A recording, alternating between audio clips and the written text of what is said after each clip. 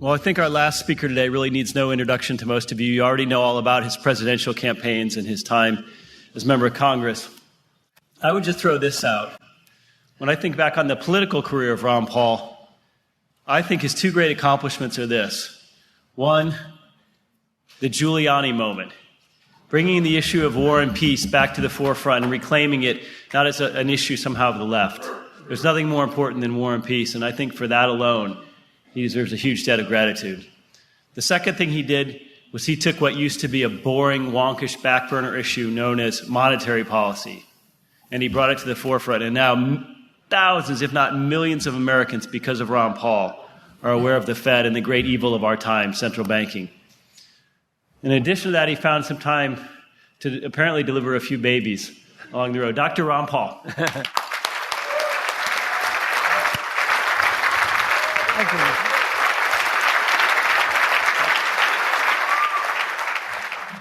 Thank you very much, everybody.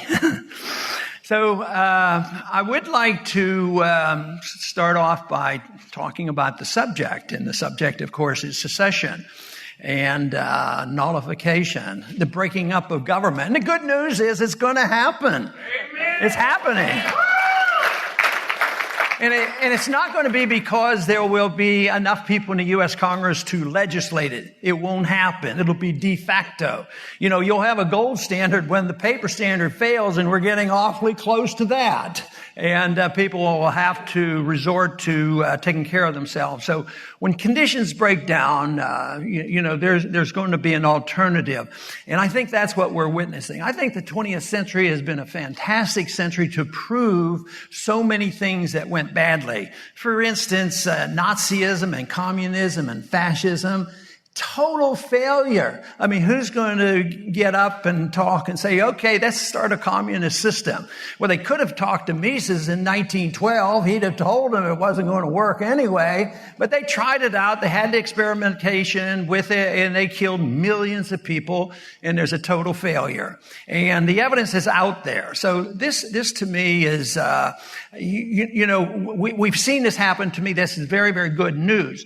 At the same time, what we're currently witnessing is the failure of Keynesian interventionist planned economies associated with a Federal Reserve System, and that too will end.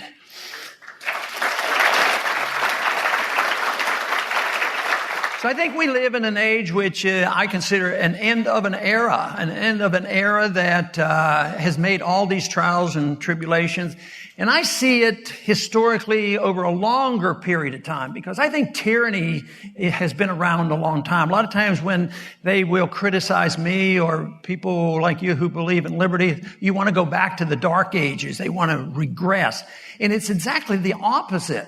The people who object to what we believe in want to go back to the dark ages of tyranny and huge government and tyrants and kings and pharaohs and the people who want to control our lives. And that is, I think that's over and done with.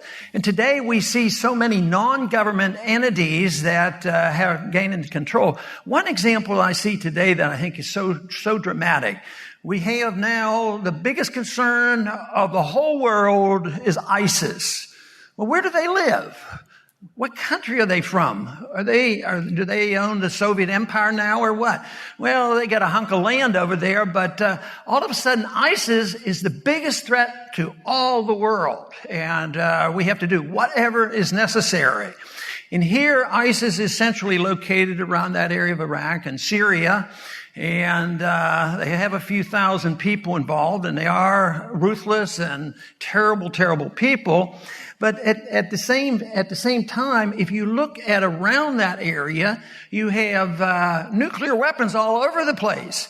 The Russians have nuclear weapons. United States, Israel has nuclear weapons. Pakistan, India, all these nuclear weapons, and they're totally helpless in dealing with this. And I think this is telling us that the old-fashioned organization of the government and the state is very, very weak, and that what has gained strength is the countries and the movements that are dealing with ideas and getting people to support things. Unfortunately, ISIS is getting support from a lot of people, and they couldn't exist without the support of the local people, but it also means that they have had a tremendous impact without first becoming a huge government. And I think this is, a sign of the times. And we're going to see this continue because the economic policies are going to fail. We're in the middle of that. And, of course, the foreign policy is failing too.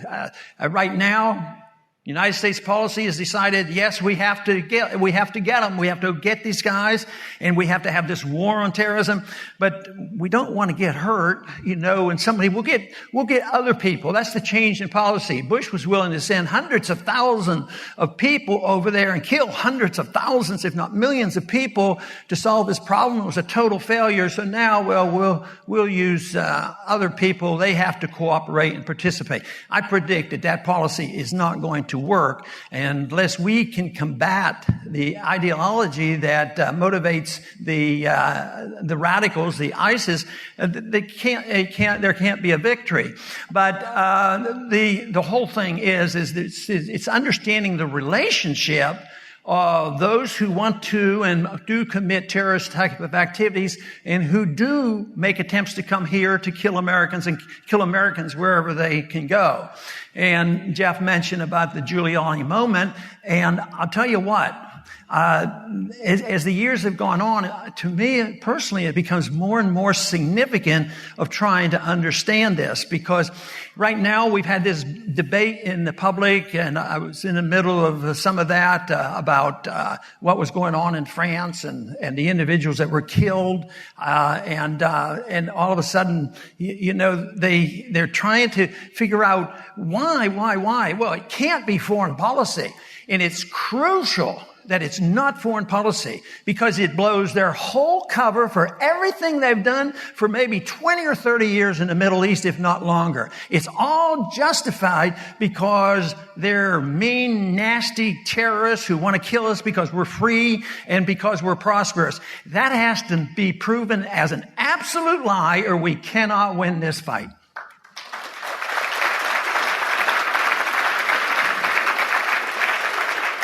And the people involved in this are quite numerous, and there's a lot at stake. One of the stories, a historic moment too, that brought this to light and helped me to understand this was the history of Pol Pot, how he came into power. Pol Pot, most everybody knows, he was a bad guy, and he eventually had control of Cambodia, and he was ruthless and killed a lot of people. And our policy had a lot to do with that, having that happen. So that people turn around like they do when we make our statements about, blowback. They say, well, that means that you're blaming America on what Pol Pot did. No, that is not the case. What happened there was when we had a president elected in 1968 to stop the Vietnam War, he was less than ethical in what he pursued right afterwards. Because if you think about it, after Nixon was elected, 35,000 Americans were still killed. But he immediately went into a war against Cambodia and dropped 500,000 tons of bomb. It was the equivalent of 5 Hiroshima-type bombs. Hundreds of thousands of Cambodians were killed. Pol Pot existed before that. And because he was unhappy with his government. Probably, he was first a thug and probably a communist, but he was there. But guess what happened? After we did that with our bombs and killed so many people, it unified the people. His 2,000-man army rather quickly became 250,000 troops, and he took over the country. So our policies have a lot to do with it. It didn't create Pol Pot, but our policies seem to aggravate it and make it a lot worse. And yet we still lose the argument so often on national television that blowback means that blame America, to pass that off. But that to me is the whole issue. Is if they lose that argument, they lose all their justification for being in the Middle East, and that would be, a real disaster for them. But the Pol Pot, I think, is a good story to remember, to point out how our stuff backfires on us, and a lot of people get killed. What about what happened in Iraq? I mean, there's even before 2003, when we started the war, the official war, it was admitted by Madeleine Albright there were 500,000 Iraqis died because of our policy. And to believe that we have a policy like that, and the Secretary of State admits it, and has no bearing on the way those people look at us, and that some people might become angry enough to want to kill us, to ignore that is putting a head in the sand, and I think it's such an important issue, to understand. But here we went into Iraq, and since then, probably, even after 2003, 700,000 Iraqis were killed. And the whole purpose, well, it's hard to figure out what their purpose was. I don't know whether the people who ran our policy were idiots or whether they had some ulterior motive, but nothing happened to the good from that invasion of Iraq. What did we do? We got rid of Saddam Hussein. He's a bad guy according to many standards. But Saddam Hussein hated the Al-Qaeda and he didn't like the Iranians. So what do? We go in, we kill him, and we remake Iraq. And guess what? We essentially have turned it over to Iran. They have total control of this. So now chaos has come back to the country. They're begging and pleading for us to send in more troops. ISIS has control of a third of Iraq up north, and the ISIS would just as soon do what we want done, and that is get rid of Assad. So it's so much ridiculous chaos that we have created there, and it comes down to one thing: the decision that we as a people have to make on whether or not a foreign policy of interventionism, getting involved in the internal affairs of other nations, or getting involved in entangling alliances and pursuing and believing in preemptive war. That is the issue. And I would say the founders gave us good advice. Stay out of the internal affairs of all nations and stay out of entangling alliances. And that would mean that our policy today, as soon as possible, would be to bring all our troops home.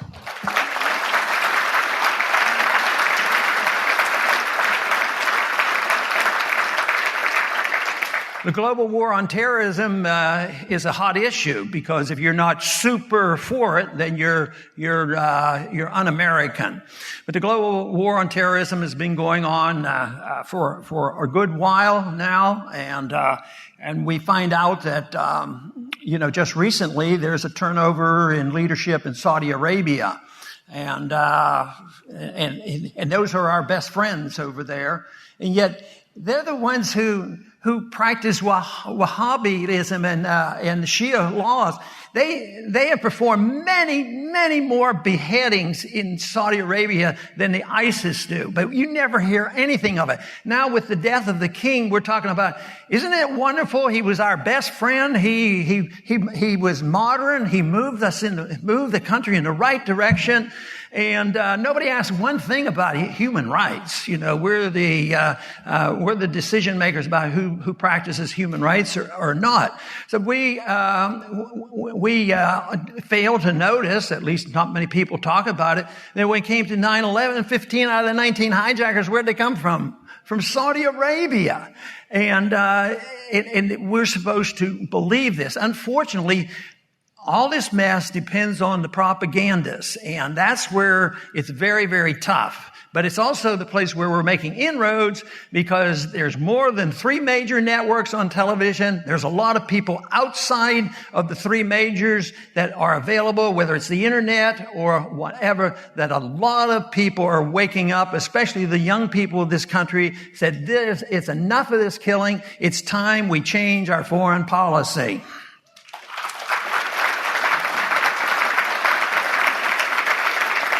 One place where we've had a tough argument has been with the Ukraine.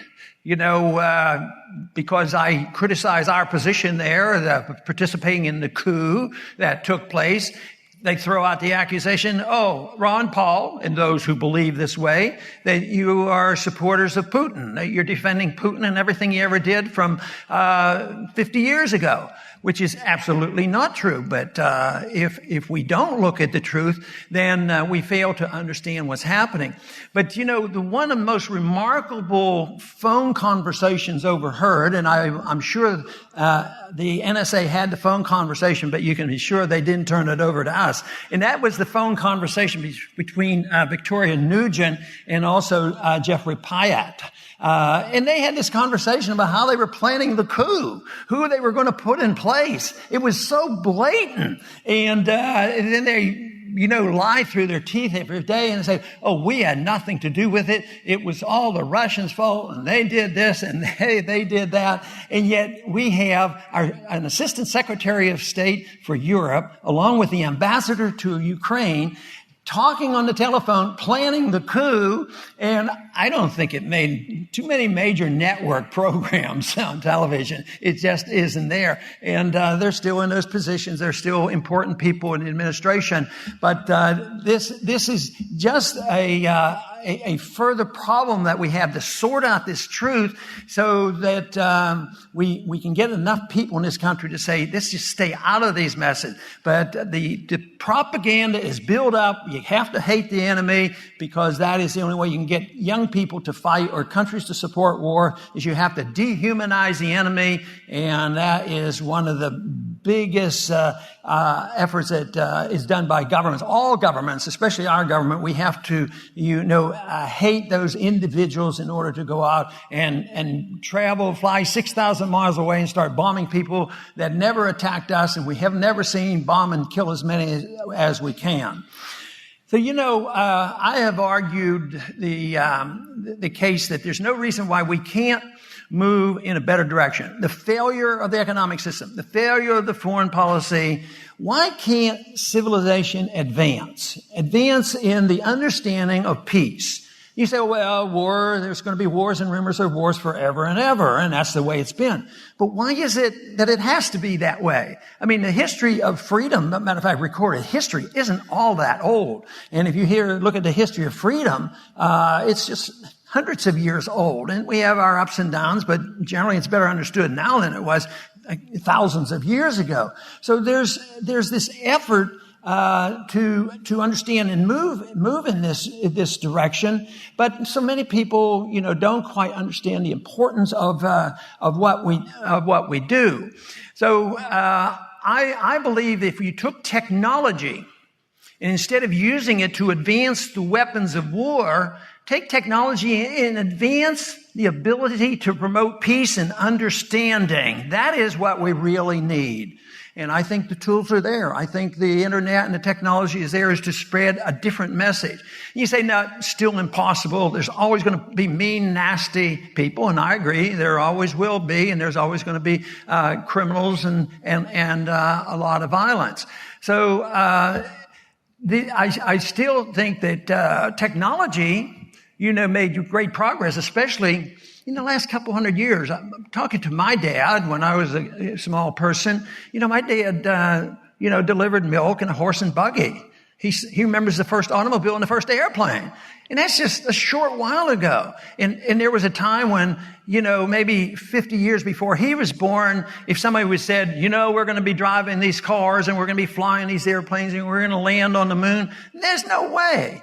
But the technology came along, and unfortunately the technology was so often used to advance the way of killing people. So yes, we had airplanes, but airplanes also were used to drop bombs on people. So it was being used in the wrong manner.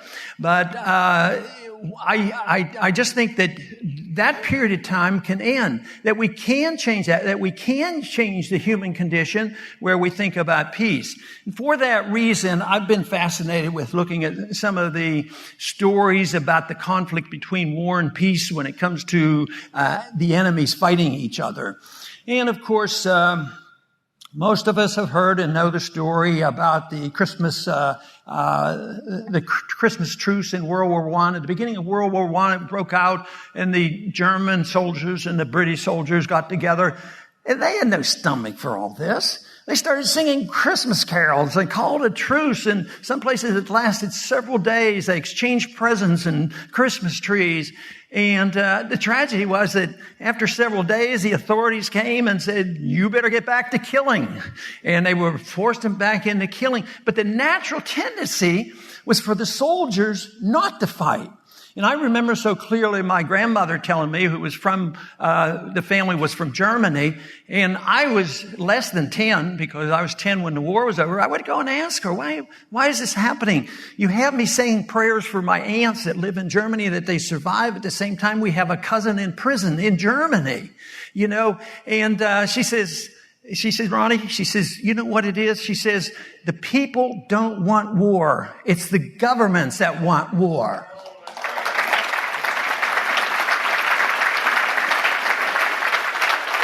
And I think the story about the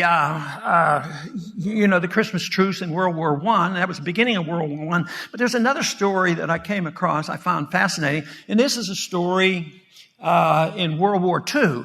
It was at the end. It was after D-Day. And an American plane had been shot down, but it was in a place where they were really in a life and death struggle with some Germans. The Americans were gaining strength, but the pilot who was flying it, a Jack Teller, he was a captain. He always, for some reason, took a trumpet with him. And he just loved the trumpet. And so he had that trumpet with him, and they were in this situation where they were in the battle, but they had killed off most of the snipers, the German snipers. But there was one left. And he was in a dilemma, because what he did at nighttime when things were quieter, he played his trumpet. So he got his trumpet up, but his commander came and said, don't play it. This is a bad set of circumstances. We have a sniper out there, no sense of encouraging him to come and shoot us. So the captain said, well, he says, I have a suspicion that guy out there is probably lonely and scared. He says, I'm going to play my trumpet anyway. And lo and behold, something happened when he started playing that trumpet. Now, I have a little clip of the song that Teller played during that time. Can we hear that little playing?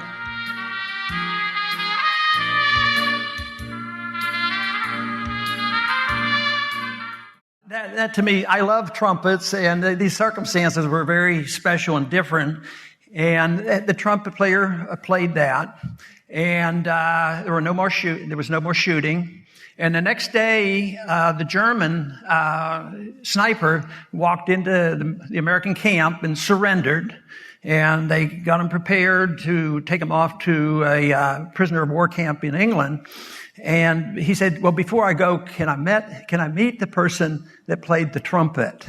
And so they took him over and they shook hands. And our American captain says, I just shook hands with the enemy.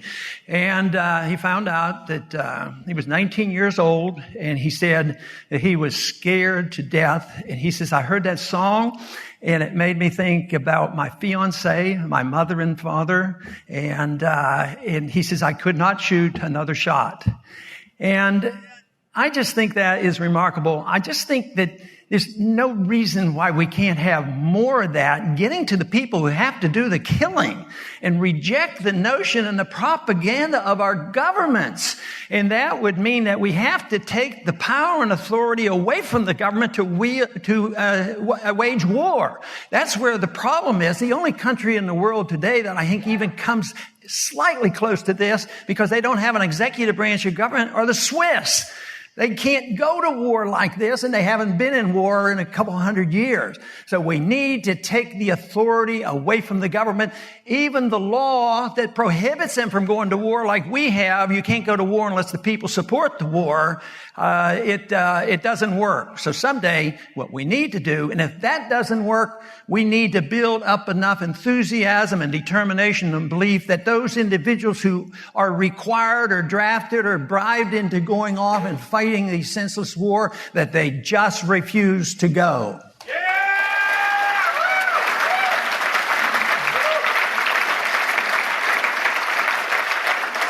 You know, what's interesting about Lily Marlene, the song, there was a sort of controversy with the Germans. Rommel loved it, and Goebbels, you know, he looked at it and allowed it to play, and then he thought it was too soft, it wasn't militant enough, so he made them quit using it.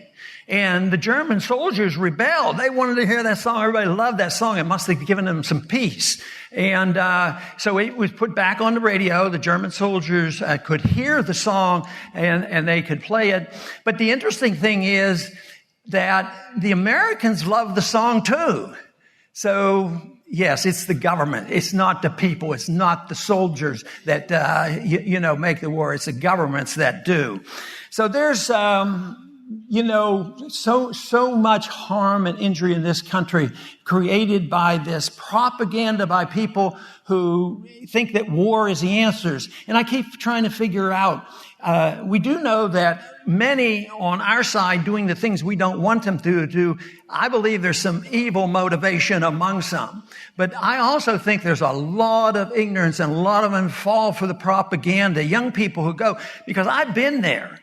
When I was drafted, in the 60s, I didn't like what was going on, but it wasn't at the point where I knew enough and had enough confidence to take on the U.S. government and maybe go to prison. So it's a struggle. That's the reason why a few individuals can't do it. You have to have a whole understanding by a people that we reject the notion of war. And I think this is what probably has helped Switzerland. And it's not like they lived in a perfectly safe area. I mean, the mountains isn't what protected them. It was a lot more to it. And it was a notion that they weren't going to get involved in other people's affairs.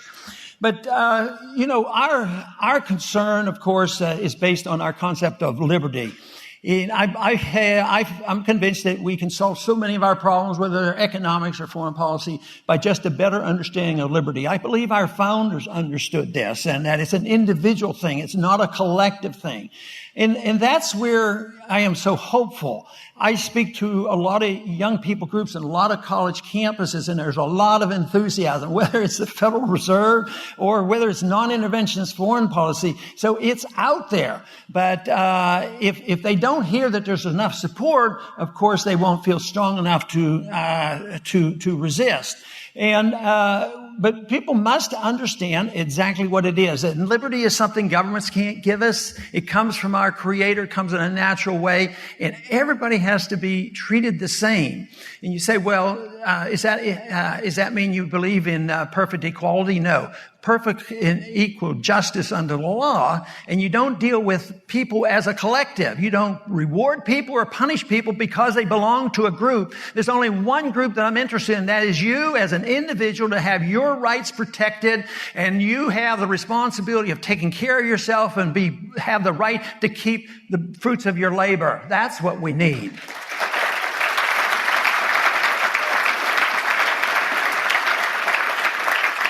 Mises was quite concerned about the future of the country, and he had a lot of concerns, and not exactly the most optimistic person. He said we were moving rapidly in the wrong direction.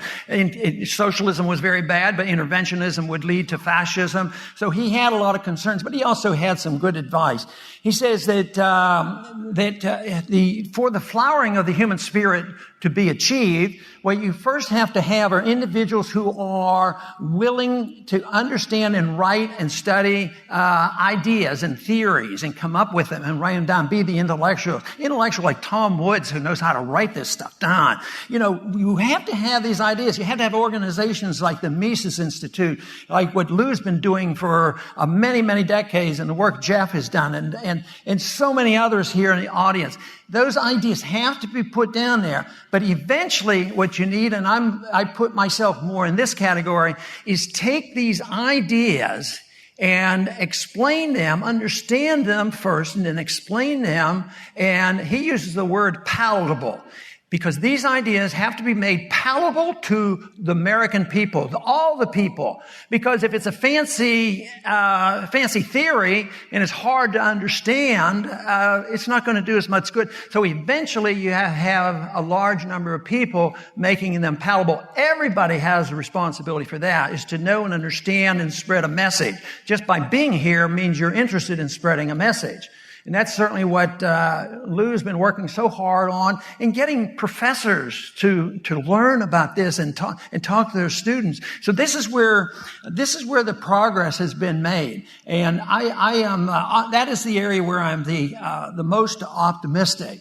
And also, it was Samuel Adams who said that don't worry about the majority. Well, I'm concerned about the majority, but I know what he means, that you need the minority, an irate minority who's determined, to pursue these views. But eventually, you have to have 51%. But the people who lead are probably going to be 6, 7, 8%. That's the small number of people led our revolution. But you have to have an endorsement by the people. And that's why you have to sell these ideas, and 51% become pretty important. So it is said that no government exists without that. So no matter how terrible the dictators are, they eventually get thrown out if the people don't endorse it. As long as they believe I'm going to get taken care of, and socialism is good because they're going to give me food and jobs and all this, the system continues. But if you don't have the 51%, it doesn't exist. So you need the theoreticians, you need the people who spread the message, you need to get people excited about the issues, and that's how we change things. And a lot of times, today we talk a lot about percentages. And we know that there's 1% out there that's caused all the trouble, the 99 and the 1%. And that is an important percentage to be concerned about too, because the 1%, those who live off us, those who are living in the military-industrial complex, and they're living off the government, and they control the government, they have control of the Federal Reserve and the banking system, that 1% need to be, called upon, and we need to get rid of that by getting rid of the power of government to take care of that part of the 1%.